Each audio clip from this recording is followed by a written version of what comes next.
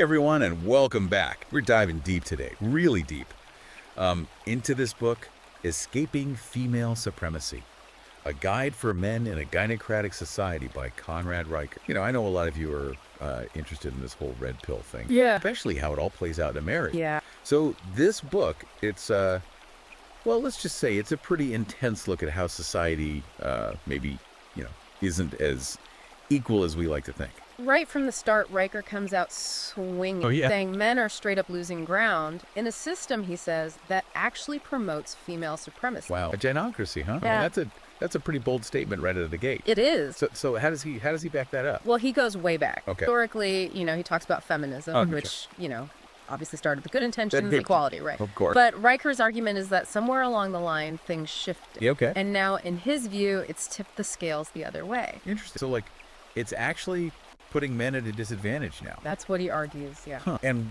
what does he think caused that shift? Well, he points to a bunch of societal changes. Like what? Like women entering the workforce, in huge numbers. Right. And then obviously, how family structures have totally changed. Yeah. So he thinks all of that contributed to this, this power shift, you could say. Okay, so it's not just like one single event. It's more like a gradual thing. More like a ripple effect. A ripple effect. Okay, I like that. But, he doesn't stop there, does he? Oh, no. I mean, he goes on to talk about all these institutions. Yeah, he does. Like, education, Right. the media, even the legal system. He says they've all been, captured by this ideology. Yeah, that they're all kind of working together to shape how we see things. And ultimately disadvantaging men. According to Riker, yeah. So give me an example. What kind of stuff is he talking about? Well, one thing that really stood out was this statistic about college. Okay. Women now make up 56% of the college student population. Wow, that's a big number. It is. I mean, does he think that's a problem? He sees it as a symptom of a system that's failing boys. Failing boys. Yeah. Huh. Yeah. I can see how some people would say that. Definitely. I mean, thinking long term about male representation in different fields. What happens to those male-dominated industries? Yeah, right. I mean, have you noticed those kinds of patterns? It's definitely something to think about. It's all connected, right? The media, the legal system. Oh, yeah, he talks about that too, doesn't he? Yeah, how men are often portrayed. And then especially in family law, Right. He sees all that as reinforcing this gynocracy idea. So it's almost like a self-perpetuating cycle. Kind of, yeah. Like a feedback loop. Makes you think, doesn't it? Yeah. Makes you wonder. Have you ever felt like the system was kind of working against you just because you're a man? I mean, it's complicated, but it does make you think about how things work, It really does. And you know what else gets me? What's that? When he talks about boys growing up in all of this. Yeah, that's a big part of his whole argument, this idea of the plight of boys in a female-dominated society. I mean, it's a pretty heavy statement, right? It is. So what exactly is he, worried about? What are the specific challenges he sees? Well, he looks at the education system. Okay. Says it's, kind of set up to favor girls, like their learning styles, how they learn best. And he uses, stats to back that up. Stuff like ADHD diagnoses, Right. higher rates in boys, dropout rates too. It's funny, right? Because we always hear about, the problems girls face in STEM and things like that. Yeah. But he's saying it's actually the opposite. He is, in this context at least. But it's not just school, right? He talks about the media too. Yeah. And how, men are often shown. Like all those stereotypes, right? Yeah, exact, aggressive, Yeah. emotionally closed off. Yeah. And what does he say that does to boys? Well, to their self-esteem and how they see what it means to be a man. They gotta have an impact, right? Huge, probably.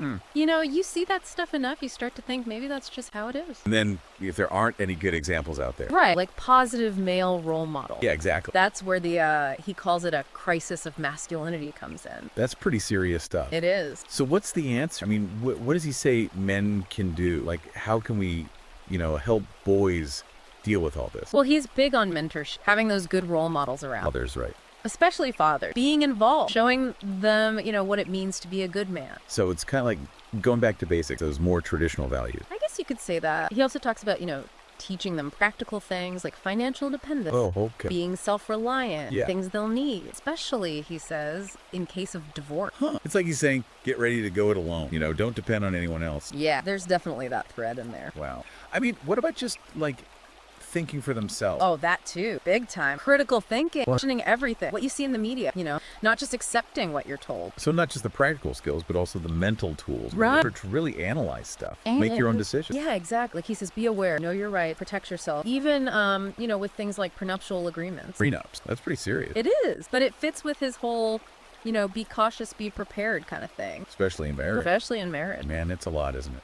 I mean, for fathers raising their sons in all of this, it's like the world's telling them one thing, but then Riker's saying something completely different. It's definitely a different way of looking at things. It is. And speaking of looking at things differently, he talks about raising sons with this red-pilled awareness, right? Like he actually uses that term, raising red-pilled sons. Yeah, he does. He has a whole section on that. So what's he saying? What does red-pilled even mean in this context? Well, it's like teaching boys to see the world, through this specific lens, like understanding the whole female supremacy dynamic and the biases and how to, protect themselves. So not just being aware, but being like critically aware, like question everything. Right, exactly. And he says fathers need to have honest conversations with their sons about the challenge, what it's like to be a man in this kind of society. Wow. So not like sugarcoating things? No, more like preparing them, giving them the tools they'll need To deal with it all. to deal with it, yeah. Man, that's a pretty big job for a father. It is. And he says, fathers are crucial in this. Like, they have to counter all these negative influence. It's almost like he's talking about a movement, isn't it? Like a whole bunch of fathers all raising their sons this way to, change things. Yeah, there's that energy to it, definitely. That's pretty intense stuff. It is. But, I think it's good to talk about this stuff, Well, even if it's uncomfortable. Definitely. And I think Riker's book, even if you don't agree with everything, it makes you think.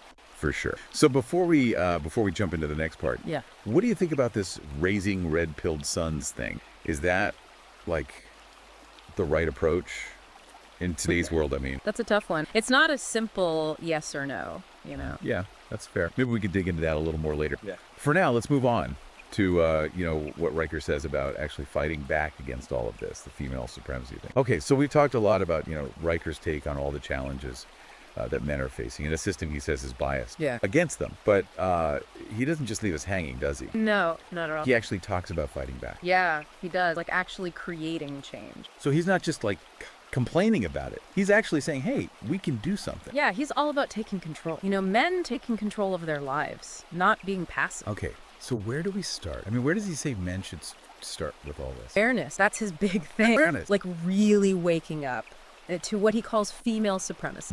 Right. And seeing how it's affecting them. Affecting their lives, yeah. Yeah. In ways they maybe haven't even thought about.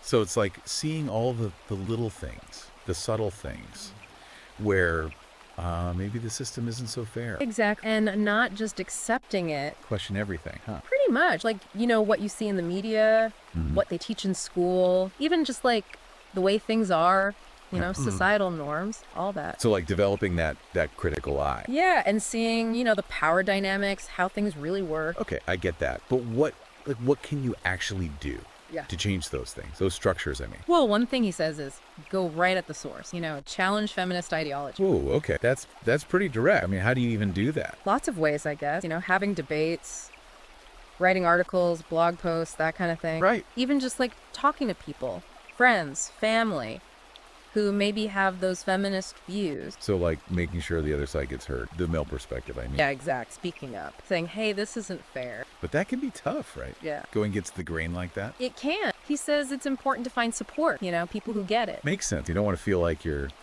out there all alone. Right. So things like men's rights groups, online forums, even just, finding other guys who feel the same way. Okay, so build that community. But is it all just talk? I mean, does he have any ideas for like real action? Oh, yeah. He's big on like legal and political stuff. Really? Like what? Getting involved in politics, voting for the right people, and then advocating for changes to laws and policies that, he sees as harmful to men. So like taking that awareness and using it to actually shift things. Exactly. It's a long game, he says. But, that's how you really create change. Makes sense. Now, what about like the individual? What about just, working on yourself? He talks about that too. A lot, actually. Okay, so what's he saying? Become the best version of yourself. Strong, confident, a leader. So like owning your masculinity. Exactly. Don't be afraid of it. Yeah, interesting. And then, of course, the practical stuff. Financial independence. Right. Being able to take care of yourself. Exact. That self-reliance thing. It's like he's saying, don't depend on the system. Kind of, yeah. Because he doesn't trust it. Huh. So it's about